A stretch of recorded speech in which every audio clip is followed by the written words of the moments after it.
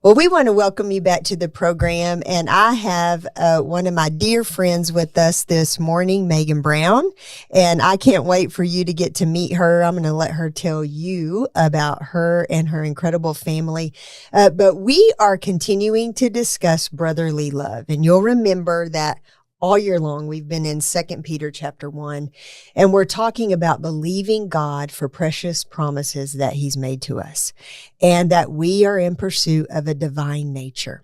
And then we've talked all year about different spiritual muscle groups that the Lord develops in us so that our faith will not be unproductive and ineffective. And on one of our recent programs, I said, I think maybe one of the most important things to me at this stage of my life is that I would be effective and productive. And so this, I think, is a very timely word, and particularly brotherly kindness and how the Lord can use that in our life. And so I'm excited to hear what the Lord has put on your heart, Meagan. So thanks for taking time to come today. Thank you for having me. I'm so grateful to be here. It's going to be awesome to hear from you. Well, let's just hope it's not me. That's right. And or me. Yes. Well, tell us about you and your family before we get going. Okay. I have a fantastic husband. We have been married for 18 years, which doesn't seem possible. So this year I was telling him on our 18th anniversary, like, hey, our marriage can vote. Like, hey, that's right. We've arrived. We can move out of the house and we but also means like, oh, our marriage is like moving to a new level where we have more responsibility. But yes. He's fantastic. He's wonderful. He is, He's my best friend. Yes. So I love him. And then we have two precious little girls, Evie, who is 12, that I cannot believe that either, and Claire, who is 9, almost 10. And they are just the cutest things in the world. We're so thankful. Good. They're having a good school year so far? They are having a good school year. Yeah. Yeah. Evie's in middle school and just is like, this is the greatest thing ever to not have to stand in line. And Claire is like, I don't have anybody here telling me what to do. I am free and living my best life. That's right. I love it. Well, thank you so much. We have loved getting to know the girls in Chosen and Rise Camp, and man, what incredible young ladies they are. And that is a testament to you and Brandon and your family and the way that you do life. So thank you just for the way that you guys live and the example that you are. Oh, well, thank you. Well, thank you for pouring into them, because it takes a village to raise our children and we want the right people. Well, they have definitely impacted me as well. So I love them very much. I'm excited today that you're on for this topic. And we were thinking about having your good friend, Marcy Ray, on with us, and she's got a lot going on, but I want to talk a little bit about just your relationship and how that came about and how the Lord used that in your life. But really in general, I just want to hear your thoughts on brotherly kindness. In one of our other programs, we were talking about, if I do not know a person intimately, so not my mentor, not my best friends, but people on that next level, I would say the characteristic about them that is the most telling and that really has an impact on me would be brotherly kindness, because you can notice in someone very quickly if they possess the kindness of God. Absolutely. And, the word tells us it is the kindness of God that draws people. Yeah. And so that is a perfect topic for you to cover, because it is definitely a quality that you possess. So I want to start by asking you, would you share how kindness and connectedness has become more and more important to you in your life and in your relationships? Well, I don't think I was planning on going here, but I think that this is a good place to put it, is kindness and connectedness. So if you're talking about kindness, it's helping you to be the next, like go to the next level. Yeah. People can be kind, or they can be nice, and you can be casual or you can be careful. And so, you have to really look at those words and what they mean and what they say. But when I think about, kindness in general in comparison to, let's say, nice, being niceness. Kindness is taking your words and putting them into action, which is exactly what I think this scripture that we're talking about is saying. It's looking at those qualities that are in Second Peter verse 1:7, and it's looking at all those different things: faith, goodness, understanding, self-control, patient endurance, godliness, and mercy, which is unending love, and then putting them into action. And I think kindness is doing the work, right? Rather than just having words. And so I think whenever I'm putting this into context of relationships with people or people who I've just met, I may be really nice to people who I've just met. But if I really want to show the love of Jesus to somebody, then I have to be kind. Right. And that means taking it to a completely different level. That means taking all those things that we were just saying that were in verse 7 and putting them into actual action, which maybe I have to be self-controlled. Right. That does not come easy for me. I don't know about you, but maybe not me either. Yes. Patient endurance. I don't know. That one doesn't sound too fun. Yeah. But. Self-control. Yes. Well, and it's something we were going to mention this, but there is a difference between being nice and kind. And the word never tells you to be nice. No. In one of our other programs, it was said that a lost person, any person, can be nice. Yeah, absolutely. It's pretty shallow. It's surface level. But kindness is a condition of my heart. Yeah. Kindness requires action. And putting those things into practice. You can be nice if somebody is talking to you and you don't know them and they have, they've got salad stuck in their teeth, and you can be nice and ignore all that. But the kind thing to do would be to tell the person. Right. That's right. That's right. Usually when you know somebody or you have a better relationship with them, you're going to tell them things that are kind, that are going to help them to grow in the things that they need to grow into. That's right. It's really similar to compassion. Compassion does not mean that I feel sorry for someone. Compassion is not the same thing as empathy, but compassion moves me to action. Correct. And it's very much the same difference with being nice or kind. Kindness moves me to act. For sure. And to be gentle and truthful and considerate and all of those things. But I am at a place in faith, and I am believing that the body is as well. We can take bold stands. We can step out in courage, and we can do that. We can be fully truth and fully grace, and we can do it with kindness, but that doesn't mean that we don't need to be bold and take action. Yeah, you don't underestimate my kindness for weakness. That's right. Right? That's right. And it is not the same thing. That's right. Very good. Okay, so next question. How has the Lord developed brotherly kindness in your life? And can you give us some examples of times or situations where you've had to choose kindness?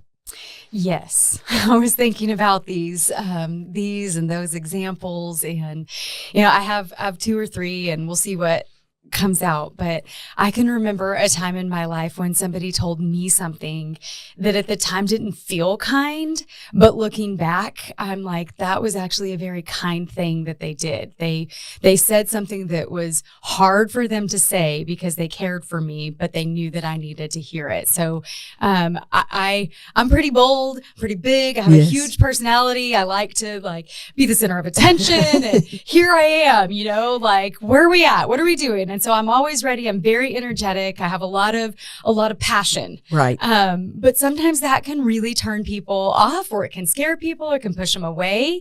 And it's not that I shouldn't be who I am, because this is who the Lord created me to be. Right. But sometimes we have to be aware of where we're at so that I don't overwhelm, or we don't overwhelm, or we don't overstep a witness for the Lord. And so I remember one time somebody said, Meagan, it's like you can be 100-watt light bulb in a room, and it overwhelms people sometimes to where they can't even see. And they're like, that's way too bright. I'm not even going to get close to that. And I remember being super offended when the person told me that. And I knew the person loved me and was telling me that as an example to say, hey, I'm not asking you to dim your light. I'm asking you to bring your light up. I'm not asking you, I'm saying, hey, come in and look at the atmosphere in the room and raise your light to the level that's not going to blind people or push them away, but that's going to draw them to you to where you can get to be that 100-watt light bulb. But at the time I heard it through a filter of pain. Right. And it was tough. But as I process that word with the Lord, as I look back and reflect on that, it's changed me. And it was kind of that person to tell me that. Right. Because it's now I can go in and be like, okay, well, maybe I need to be at a 60 instead of 100.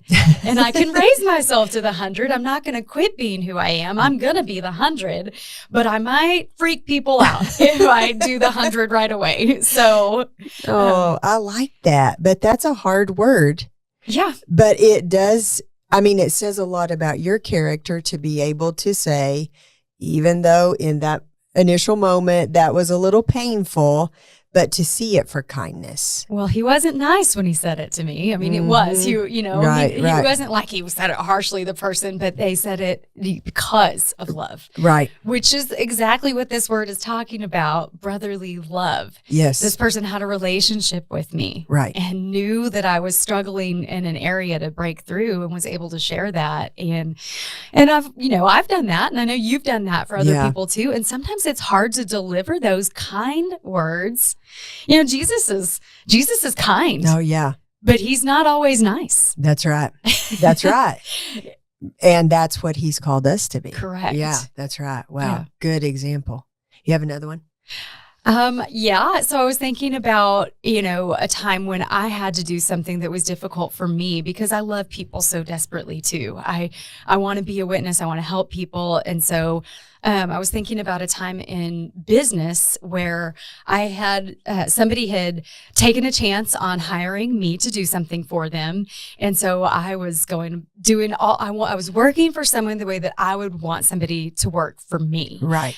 Which meant I was going the extra mile. I was doing the extra things, and in the beginning, it was this great relationship. Like, oh my gosh, thank you, Meagan, for doing all these things, and it felt pretty good, right? Like, thank you for doing all these things, and so that person entrusted me with more and more, but then they started expecting more and more out of me that I didn't feel like I was supposed to be giving. I was giving my all, but it wasn't enough. Right. And the Lord started talking to me. And in business, you look at things, I'm in sales. So this particular thing was I was getting to sell a few things for this person, but they wouldn't sell. And I couldn't understand why. And I knew God doesn't separate the spiritual and the natural. No. They go hand in hand. That's and right. so he's always trying to teach us something. And I knew the Lord was saying, you're doing more than what I've required of you to do in this situation. But at this point, it was tied to my finances as well. And so I was like, but God, if I, wrestling with God, but God, you gave this to me as a chance and I'm doing this really hard work. So why isn't this happening? And he's like, because your time here is over. Right. I've helped you. You've helped this person all that you can, and they no longer want to be helped. They're requiring more of you than what you're taking on. It's taking a toll on your family. It's taking a toll on you mentally. And I was wrestling with but if I let this go, God, what will happen? And so I felt like the Lord told me one time in my quiet time with this particular thing. And I thought, I'm being really nice. I'm being kind. I'm doing back to brotherly love, back to this verse. I'm doing the kind things. I'm treating people the way I would want to be treated. Right. I'm going above and beyond, but it was also tough, manipulative, almost like you have to do this and I'm your only client. And it was like, that's not really true. Yeah. So all those things were coming into play, and God showed me the chapter Mark 11 with the fig tree, where it looked like there was a lot of leaves on the tree and it should be bearing a ton of fruit. Yes. But the roots weren't deep. And there was not going to be any fruit on those trees. And so the Lord asked me to let go of what I was doing And in order to take hold of something, you have to let go of something. That's true. And it was difficult for me because I had to let go of something that I thought was going to produce a certain result, but the fruit was not there. The fruit of faithfulness and goodness and self-control, that it wasn't there. And I was trying to make fruit appear. And God was saying, I need you out of kindness for you and kindness for this person, because they're now looking to you to be their God and not me. Right. They're expecting you to be the one who's producing the results fruit of the cell on this house or this building or this fill in the blank. They're thinking you are. And if you hold this, you're in my position, which is wrong. Right. And that was difficult. You're not trusting me for the income, which was also difficult. And there's not any fruit here to be had. Right. The roots are not deep enough. So you need to be the one who exhibits kindness by letting go. Right. And that was so hard to do, but it was the right thing to do. And it produced a harvest for me when I let go. Then I was able to attain what God wanted, both spiritually, and he provided too, like crazy. That's right. But those are a couple of different examples that I thought of in the midst of this. Is God uses these things as truths to be in our heart, because each one of those characteristics are seeds that are planted within our heart and they're inside of us. And so if we are looking at ourselves like that, then we want our roots to go deep too. That's right. So that we can produce fruit as well. And when we have the fruit, it's kindness is coming out when we can give those pieces of fruit to someone else. Absolutely. That's right. Well, and even I'm thinking about this because we've covered all of these, but the first one, it says, make every effort to add to your faith goodness. But each one of these things is building on each other, because we're adding goodness to faith, and then we're adding knowledge to goodness. Well, way down the line is where we get to brotherly kindness. So I have to have a level of faith that would say, I'll do whatever you ask me to do, God, even if it's difficult, even if it doesn't make sense financially or any other way, right? But I will, because I have faith, because I know you're good. I will show kindness even in the difficult situations. But we don't learn anything. I don't learn much in an easy season. It's in those difficult seasons where we're waiting on the harvest, or where we're hoping that this tree will produce fruit, or where I'm working through a difficult relationship. That it is very important that I have faith, that my feet are centered, and I'm willing to do whatever in kindness that the Lord asks me to do. Absolutely. It's the real deal. And it's doing the right thing when no one else is looking, or choosing to do the right thing even when it's hard. That's right. That's right. And it is always our choice. It is a choice, for sure. And we can retake the test. That's right. That's right. I don't like doing that. I often say, please let this be a one and done. Yeah, right? My goodness. Yeah. Well, I want to just know, is there anything that, as you've prayed about being on the program this morning, is there anything that the Lord just really put on your heart, or that you've thought you might want to share with the people listening today in particular, related to either brotherly kindness or anything?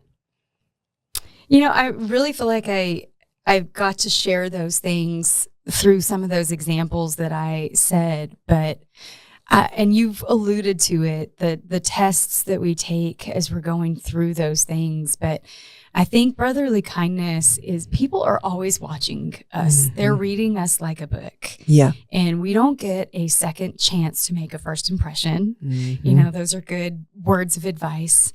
And we don't get to change the way that our words come out when we're making people feel important.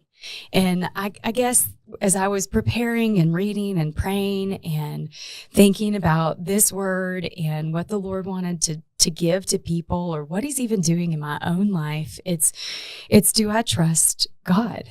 and his goodness? And am I willing to let who he is in me come out of me?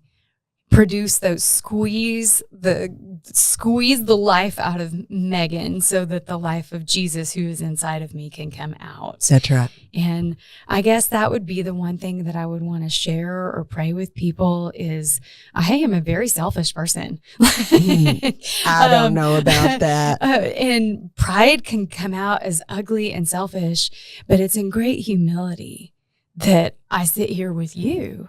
And that I get to do any of the things that the Lord has put before me. It's through humility that I'm like, God, I cannot believe the things that you can let us do when we will lay down and be low. And I think that that would be the word that I would say when it comes to brotherly kindness is the person who is right is the one who's willing to lay down first. Right. And the person who is actually going to be exalted is the one who's willing to lay low. And it's so hard to not avenge ourselves or to not go take for ourselves, especially in the Western society and the culture that we live in.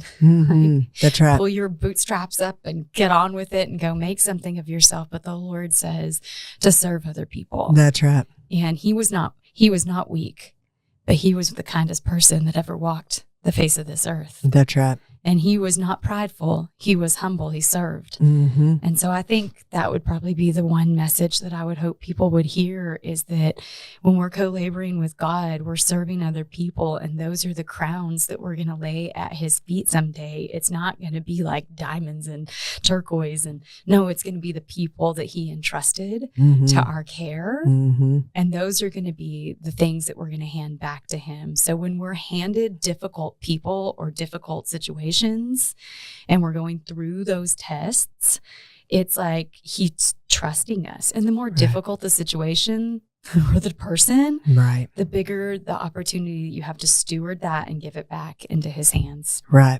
That's right. Well, and I think it is such an example, and this kind of leads to our last question, but to me, brotherly kindness speaks a lot to how we treat as a believer, how we treat other believers and how that speaks to the lost and to people that don't understand the goodness or the kindness of Jesus. And in 2 Peter 1:8, it says that if these qualities are increasing in us, they will keep us from being ineffective and unproductive. So my last question would be, how do you think that displaying brotherly kindness helps us to be effective and productive in living out and sharing the gospel? Well, I guess it just goes back to your character and your integrity and looking at all of those words that are in verse 7, the equation of what they add up to be, like what you said, goodness was in the beginning and it's, faith was in the beginning. And so I think when you take those one step at a time and you're willing to put in the work, it starts within your own heart. Right? It's so easy to look at other people and judge Christians or non-Christians and say, well, I'm further along than this person, or this person doesn't have it together. Or, I mean, when we're driving, you can test your own self and your ability to be like, that's right. Or standing in line at a grocery store, you're like, well, okay, maybe I don't have patient endurance quite down yet. Or kindness. Or kindness or any of that. But I think that, when we're a walking billboard for the Lord, and that's what we're called to do, and that's what's taking the gospel to other people. And it's not just having a platform or something to stand on. It's who we are when nobody is looking. Right. And it's who we are when everybody is looking. And if those two people are not the same, then that's the place where we have to start, is to look in the mirror and say, what's in my own heart? Right. And God never wants us to be ashamed or feel guilty because of the things that are in our heart, but he wants us to be led to repentance and humility so that he can take those things and wash them with the blood of Jesus. That's right. And when we do that, that's sharing the gospel. People will remember more of what you do and how you made them feel Yes. than what you're saying, because words can just be empty promises. Yes. But with God, if we're sharing the gospel, it's what we're actually doing with and for people that's taking that to the lost and the broken world that we have. And I mean, and I've been lost and broken, and people have Amen, me showed too. kindness to me. Right. And I'll be lost and broken again, Right. you know? So Right. I think that's how we share that part of the gospel, is just by being who we know we're supposed to be, doing the right thing when nobody is looking, doing the right thing when other people are looking. Yes. And knowing that that person is the same that lays down at night, that wakes up in the morning, that goes into work every day, and it doesn't change. That's right. That's right. And I think it all boils down to He has given us everything that we need for life and godliness. And if we trust Him and these precious promises that He has made to us in pursuit of a divine nature, which is squeeze out all of the things that do not represent you in my life and make me a good representation of who you are. Right. And we aren't perfect in that, but for sure we are effective and productive if we live that way. Absolutely. And you are an example of that to me. And I have personally seen you walk through difficult, painful situations, receiving, testing, is this from the Lord? And if it is, receiving it, adjusting, being humble to hear. But you do live a life of faith, and it is apparent that you step out and you will do what the Lord asks you to do in a way that honors Him. And that is a testimony. And so I just want to say thanks for taking the time to come and share today. And I know that the Lord has an incredible harvest around the corner for you. Well, thank you. And your family is amazing. So just thank you for what you mean to our community and the example you are for the kingdom. Thank you. Those are very kind. Yeah, good. Not nice, but kind. That's right. Well, we want to thank you. Thank you for joining us. Thank you for just pouring into those people in your life. Thank you for being an example of brotherly kindness, because it matters and it's making an impact. And we will see you next time.